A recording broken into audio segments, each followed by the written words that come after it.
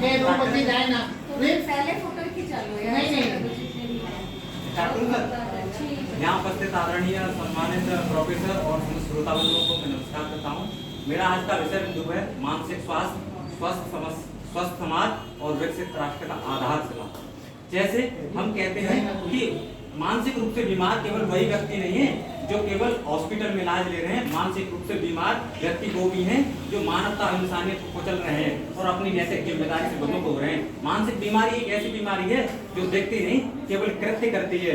आज के हम भागदौड़ भरे भौतिक युग में अपने लिए उपयोग करने के लिए संसाधनों को जुटा रहे हैं, लेकिन क्या ये सत्य है कि हम उन संसाधनों का सदुपयोग करने के लिए एक मानसिक रूप से स्वस्थ व्यक्ति दे पा रहे हैं? नहीं, जिसके कारण उसका दुरुपयोग हो रहा है और हम उसके दुष्प्रभाव झेल रहे हैं। इसे कहने में मुझे संकोच नहीं होता, कतई भी अतिशयोक्ति नजर नहीं आती कि आज हम विकास और प्रगति के नाम पर प्रकृति के गर्भ में दोनों हाथों से खंजर भोंक रहे हैं। क्योंकि आज के समय में जहां देखो मानवता इतनी संसार हो चुकी है कि भाई भाई में कलेश बन रही है, सास नंद का सारे रिश्ते मर्यादा टूट रहे हैं, लेकिन जिसके कारण हमें घर में एक दूसरे के पड़ोस से पानी लेना भी मुनासिब नहीं है, जिसके कारण हर घर में पानी की आवश्यकता को देखकर समर्था लगना अनिवार्य है, जिसके कारण पानी का सदुपयोग होने के साथ साथ उसके दुष्प्रयोग भी हो रहे हैं। पानी की बर्बादी गैलनों में प्रतिदिन हो रही है, जिसके कारण आज के समय में हम पानी बर्बाद करके क्या हम आगे आने वाली पीढ़ी को संकट में नहीं डाल रहे? बिल्कुल डाल रहे हैं। यदि हम आगे आने वाली की पीढ़ी को इतनी मामूली छूट के कारण संकट में डाल रहे हैं तो ये भी मानसिक रूप से संकुचित होने का बहुत बड़ा प्रमाण है। हम देखते हैं हमारी सड़कों पर अनियंत्रित लाखों करोड़ों गाड़ियां हर रोज भरघाटे बढ़ रही हैं, लेकिन क्या उनका समय पे प्रदूषण परीक्षण करा पाते हैं? नहीं। आखिर उनसे निकलने वाली कार्बन मोनोगैस हमें सांस की बीमारी, लोगों को हृदय रोग जैसी समस्याएं दे रही है। उनसे निकलने वाली कार्बन मोनोगैस विश्वव्यापी ग्लोबल समस्या बनकर अप्रत्यक्ष रूप से उभर रही है। उनसे निकलने वाले लेड आंखों के लिए बहुत जलन पैदा करते हैं। आखिर ये नैतिक जिम्मेदारी बनती है, लोगों की बिल्कुल बनती है। आखिर इन गाड़ियों के मालिक है कौन? आखिर उन गाड़ियों के मालिक हैं बड़े बड़े शिक्षाविद, बड़े बड़े प्रोफेसर, इंजीनियर, डॉक्टर, वैज्ञानिक, नेता, अभिनेता। क्या उनकी नैतिक जिम्मेदारी नहीं बनती? लेकिन वो अपनी चकाचौंध अंदर दौड़ में इस नैतिक जिम्मेदारी को भूल गए कि हम इसके लिए भी नैतिक रूप से समय निकाल लें। हम कहते हैं कि अपनी सुरक्षा के लिए हथियार जुटा रहे हैं, अपनी सुरक्षा के लिए पिस्टल या तमंचे का प्रबंध कर रहे हैं, लेकिन क्या हम उस तमंचे या पिस्टल का प्रबंध उपयोग करने के लिए मानसिक रूप से सख्त व्यक्ति दे पा रहे हैं? नहीं।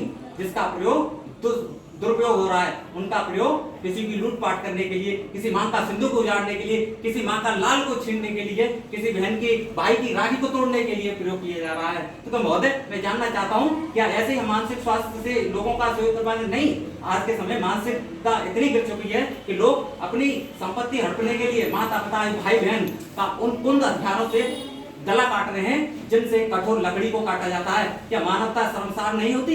ये मानसिक रूप से संकुचित वाले व्यक्ति तो कहने तो यही हैं। कहते हैं कि हर रोज एनसीबीआर का डाटा कहता है कि हर रोज सैकड़ों बहन बेटियां पिस्टल या तमंचे की नोक से अपने आबरू, अपनी अस्मिता को दुपट्टे से बचाती हुई फिरती हैं, चीखती चिल्लाती कहती हैं, हे बेटा मुझे बचा लो, हे भैया मुझे बचा लो, हे बहना मुझे बचा लो।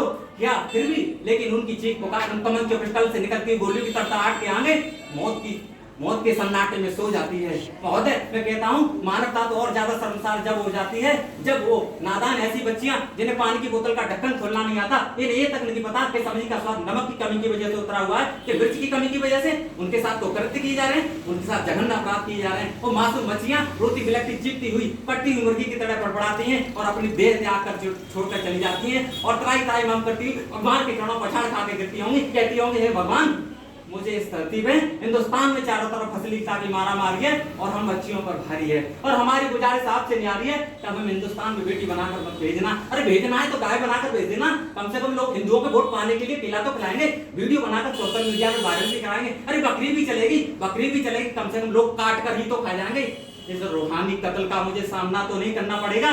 क्या हमें ऐसे मानसिक लोगों से स्वस्थ समाज का निर्माण कर पाएंगे? नहीं महोदय। जब कर पाएंगे जब वो बेटी भगवान से प्रार्थना करेगी कि मैं बेटी बनकर हिंदुस्तान से आई, भगवान मुझे बेटी बनकर हिंदुस्तान में भेजो। जब कोई भी बेटी कानून की कलम से नहीं बल्कि मानवता के दृष्टिकोण से अपने आप को सुरक्षित महसूस करेगी, जब लोग जाति धर्म लिंग भेद अमीरी गरीबी ऊंच नीच के सारे भेद को गंदे नाले में बदल देंगे, जब अपने अंदर एक मानसिक रूप से स्वस्थ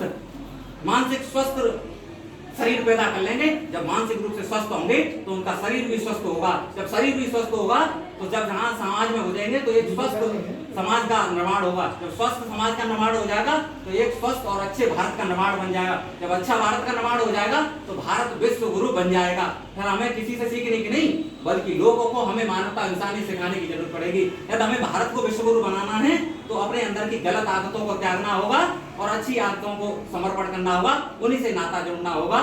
धन्यवाद। जय हिंद, जय भारत।